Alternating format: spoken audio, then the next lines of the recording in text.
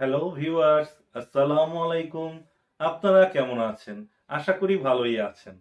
On minute tricks চ্যানেলে আপনাকে স্বাগতম। আজকের পর্বে আমরা এক্সেলে একটি প্র্যাকটিক্যাল এক্সাম্পল শিখব। Attendance register. অ্যাটেন্ডেন্স রেজিস্টারে কিভাবে আপনারা present, absent, casual leave, earn leave এগুলো কাউন্ট করেন সেটা দেখাবো। আসুন কথা না বাড়িয়ে চলে যাচ্ছি স্ক্রিনে। এই ভিডিও দেখে আপনারা যদি উপকৃত হন, আপনারা অবশ্যই আমার চ্যানেলটি সাবস্ক্রাইব করবেন। এর পাশাপাশি বেল আইকনে ক্লিক করে রাখুন, যাতে পরবর্তী ভিডিওর নোটিফিকেশন সবার আগে আপনার কাছে পৌঁছে যায়।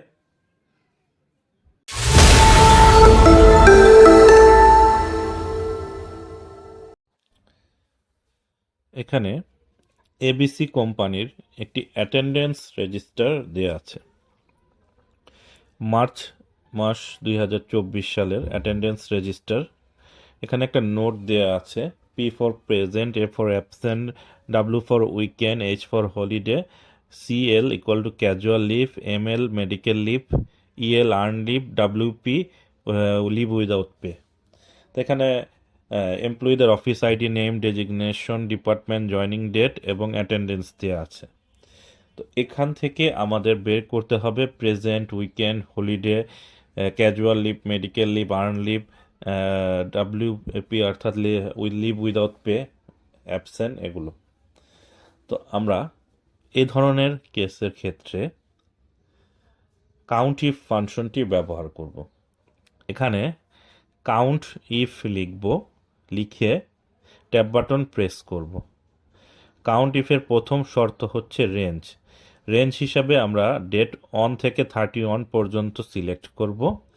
তারপর আমরা F4 বাটন প্রেস করব।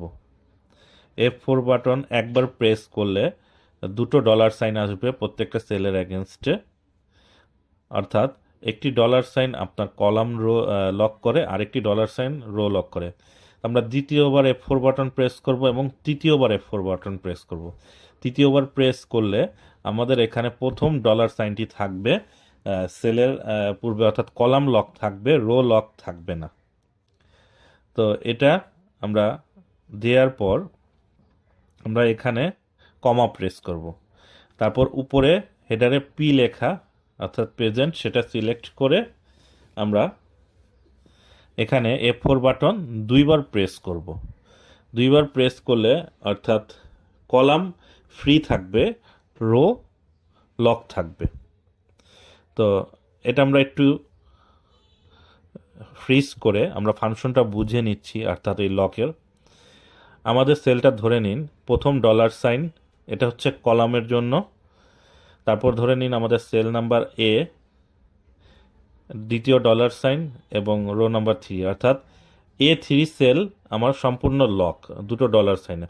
তো প্রথম ডলার সাইন দ্বারা আমাদের এখানে কলাম লক রিপ্রেজেন্ট করে, অর্থাৎ কলাম উপর থেকে নিচে। তো আমার কলাম লক প্রথম ডলার সাইন দ্বারা বোঝানো হয়, দ্বিতীয় ডলার সাইন দ্বারা আমাদের রো লক। রো লক আমার হচ্ছে, ধরেন রোটা হচ্ছে ডান থেকে বামে, আপনার রো বাই রো দেয়া থাকে। তাহলে এখানে আমার এখানে রান ফ্রিজ করে নিয়ে ব্র্যাকেট ক্লোজ করে এন্টার দেব। প্রথমটা আমার প্রেজেন্ট আছে 23 দিন, আমি যে ফাংশনটি এভাবে টেনে দেই আমার এখানে 31 ডেজ সম্পূর্ণ এসেছে এবং এটা সম্পূর্ণটা ফিল হ্যান্ডেল করে দেবো একসাথে। তাহলে আপনারা দেখলেন আমরা একটি ফাংশনের সহায়তায় এখানে তার present, weekend, earn leave, holiday, absent, leave without pay এগুলো বের করে ফেললাম।